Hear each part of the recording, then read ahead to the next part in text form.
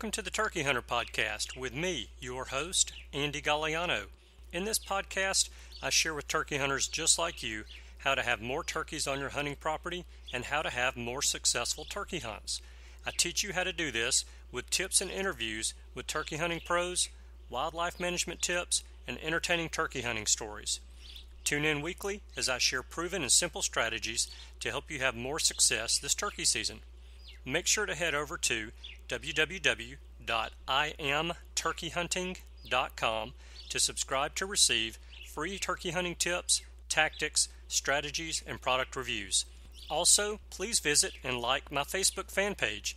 Go to Facebook and search I Am Turkey Hunting, and also feel free to post your turkey hunting photos from this past season and let us know where and when you killed your bird. For all of you Twitter users out there, please follow me on Twitter, where my handle is @TurkeyHitman, and I will be sure to follow you back. And now, for this week's show. Hello and welcome back to this week's episode of the Turkey Hunter Podcast. You are listening to episode 101, Where to Find Turkeys in the Fall, and some turkey hunting news. And I'm your host, and the guy who is just giddy about the prospects of fall weather. For us in Alabama, it's on its way. It's not quite here yet, but it's on its way. We've usually had a little taste of it by now, but we haven't. This past Saturday, that's the 24th of September, the official high temperature was 97 degrees. To make matters worse, the humidity had to have been in the 75 to 80% range. Despite the fact that I was out in the heat and humidity all day on a tractor planting food plots for deer and turkeys, hunting has not been on my mind much the past couple of weeks. It's just hard to think about it when it's that hot in September. So while some of you guys listening to the show have reached out to me in the past week or so to give me an update on your turkey season, my focus has been on work, air conditioning, and football. But now that we have a forecast with low temps in the low 50s and high temps in the mid 70s, I'm starting to get a little bit fired up because we are 167 days, 8 hours, 50 minutes, and 0 seconds away from opening day of spring turkey season in Alabama. So today I'm going to chat about where to find turkeys in the fall for our new turkey hunters who are listening, and I'm going to talk about some fall hunting opportunities in a state near you. So finding turkeys in the fall can be quite the challenge for many hunters, both seasoned and rookie hunters alike, because you don't typically have gobblers making a lot of noise trying to gobble in some hens. And because we don't have that, and we have turkeys that are usually more concentrated in larger flocks, and they're usually on the move looking for two things, food and water. That makes finding turkeys more difficult. So we're going to talk about those two things that turkeys are looking for in the fall. First of all, water sources. They are a great place to find turkeys this time of year in areas where September and October are your dry months. And that's pretty much the case here in Alabama. And I know it is in a lot of other parts of the country as well. It hasn't rained at my house in Birmingham in over 2 weeks. In fact, our water levels for the city of Birmingham are low, and we've been asked not to waste water by watering lawns or gardens or washing cars or anything like that. So if you think about that, if you've got a water source on your property, that's a great place to be finding turkeys because those puddles and those little ditches that hold water are dried up.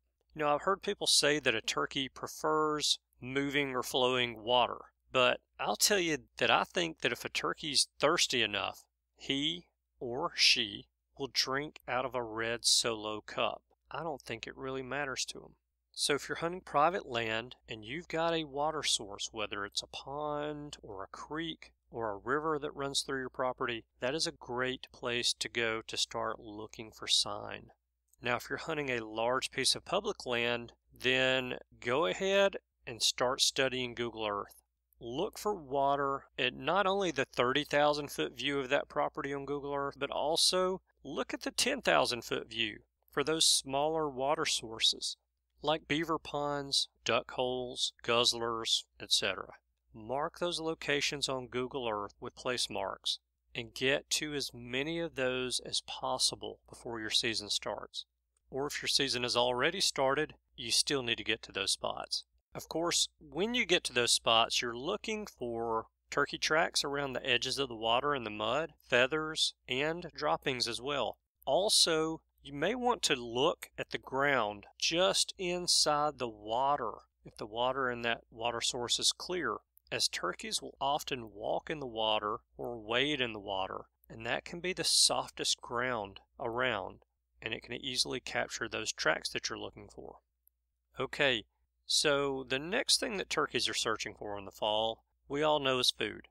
And if you've not had that first heavy frost in your area yet, then I highly recommend crop fields, fallow fields, hay fields, food plots, old dove fields. Those are all great places to look for turkeys. Not only are turkeys there eating grass, seeds, and grains, but they are also eating grasshoppers, crickets, and almost any other crawling or flying insect that they can find. Now, these fields are a buffet for a flock of wild turkeys, and depending on the weather, they will visit these fields frequently, and they'll stay for a long period of time as well. Really though, these fields are a great place to find turkeys even after the first frost, because those grains and seeds are still there. The thing is, after that first frost though, is that the bugs will not be very easy to find there, and the birds will start to spend a little more time in the woods looking for mast. So that is where you need to start looking for turkeys, in the turkey woods, after that first frost. Now, if you do your scouting properly, you're already going to know where the turkeys are feeding, because you already know what oak trees, beech trees, walnuts, hickories, maples, and pines are dropping mast, or will be dropping mast when the season starts. Now, something that's important to remember is that wild turkeys have an amazing survival instinct, and part of that instinct is the ability to remember where food sources are from year to year and season to season. Turkeys will come back to the same areas, but more specifically, even the same trees, and they know what time of year that food source is there for them. So here's a good story and a good example of that. So most of you guys know that my 8-to-5 job is owning a mortgage company in Birmingham. So several years ago, a real estate agent that I work with frequently came to my office and she said, "You like to turkey hunt, don't you?" And I said, "Yeah." So she said, "Look at this." So she gets her phone out of her purse and she pulls up pictures of 4 gobblers in her backyard eating figs that have fallen on the ground underneath her fig tree. And so I asked her where she lived, and she lives about 4 minutes away from my office, and she lives about 10 minutes away from downtown Birmingham. Now, it's not unusual to see wild game near a downtown area. So I asked her if this is the first time she's seen the turkeys in her yard, and she said no, that they've been coming there every year to eat the figs falling from the fig trees in her backyard for about the past 3 or 4 years. So she doesn't see those turkeys any other time of the year until the fig tree starts dropping figs. And since turkeys don't have very good sniffers, the only reason that I can think of that those turkeys know to go back to that fig tree when the figs start to ripen and drop is because they've got it programmed on their smartphones. That's the only thing that makes sense. They have some sort of internal calendar that allows them to keep track of when different food sources become available. Now, the reason that it's important to remember that is that just because they're scratching in the leaves on the ground, on the side of a hill, or in an oak flat, that doesn't necessarily mean that turkeys are visiting that area frequently, because there may not be food there. The turkeys may have just come through that area because they knew that at this time last year there was food on the ground for them. And so if they come into that area and they scratch and there's no food on the ground, they're moving on.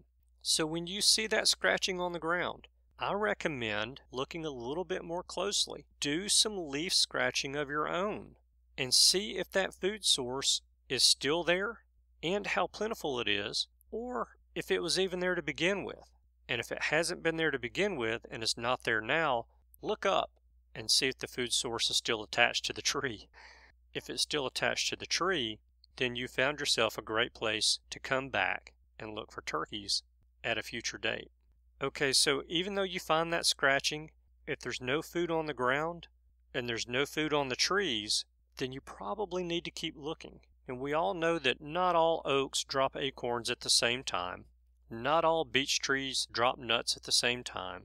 So keep looking for active sign on the ground and for the possibility of food in the upcoming weeks. Keep checking those areas that you think will provide food for turkeys during the early, mid, and late seasons. The turkeys are thinking about those areas and checking them as well, but they're actually spending time in the areas where the trees are dropping mast currently today, and they're visiting those areas more frequently. Those are the areas that we hunters want to concentrate on finding turkeys in when we have guns in our hands.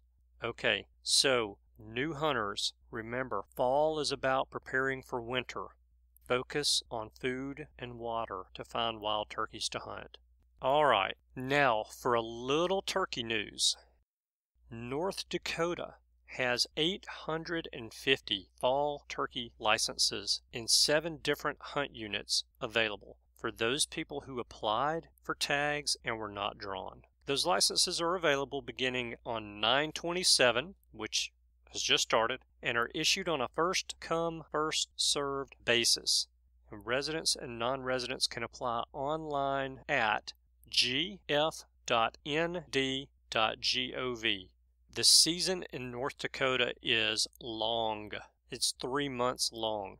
It runs from October the 8th all the way through January the 8th of 2017. So there are plenty of opportunities for you guys that either live in North Dakota or live close to North Dakota and you want to make a trip there. Okay, so also West Virginia fall turkey season begins on October the 8th, and it actually starts 1/2 hour before sunrise.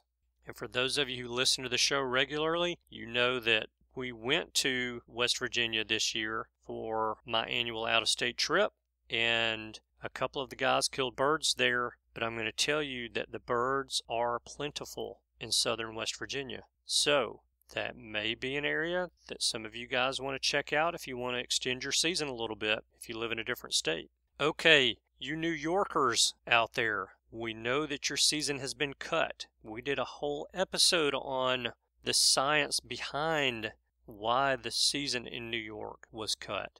But your northern zone fall turkey season starts on 10/1 and runs through 10/14. The southern zone runs from 10/25 through 10/28, and Suffolk County runs from 11/19 to 12/2. So not only has your season been cut back a little bit, but your bag limit has also been cut, and you're now down to 1 bird in the fall, either sex. But not all is lost for you turkey hunters in New York, because according to muskokaregion.com, there are hordes, and I'm using air quotes, hordes of wild turkeys in the Muskoka District of Ontario. Now, there's no fall season in the Muskoka District of Ontario, but for you New Yorkers who've had some of your fall turkey season taken away, and you actually tag out in New York early in the spring, you may want to consider a trip to Ontario to extend your season and hunting opportunities a bit.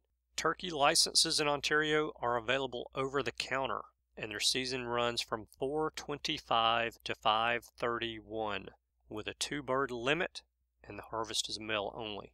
I didn't look it up exactly, but I'm going to guess that Muskoka district is about an hour and a half, maybe 2 hours away from the border. So, something to think about.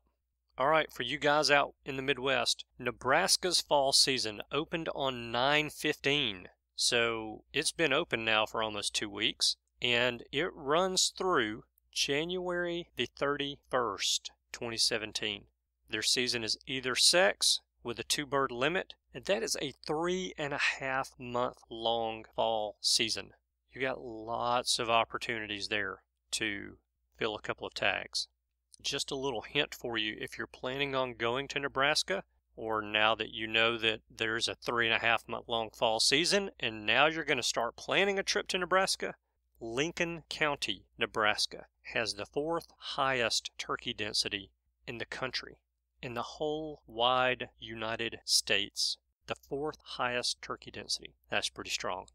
Okay, so not only is that all of the turkey news that I have for you, that's all that I have for you guys this week.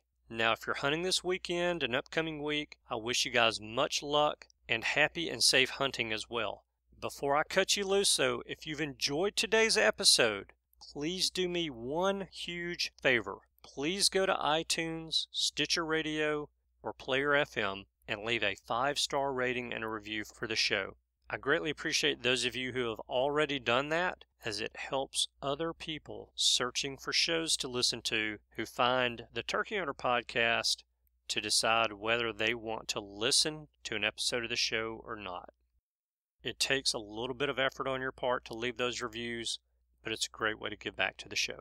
All right, that's it. Thank you guys so much for tuning in this week. I know that you have choices, and I appreciate you spending your time with us. I hope you have a wonderful week, and I look forward to seeing you again next week. Goodbye. Thanks for tuning in. You were just listening to the Turkey Hunter podcast. If you enjoyed the show, please go on over to iTunes and leave a 5-star review. And make sure to head over to www.iamturkeyhunting.com to subscribe for free turkey hunting tips, tactics, strategies, and product reviews to help you have a more successful turkey season. And stay tuned for upcoming episodes on hunting afternoon birds, how to film your hunt, and the breeding cycle of hens, as well as some guest interviews. Thanks again for listening. We know your time is valuable, and we appreciate you sharing some of it with us. See you next week.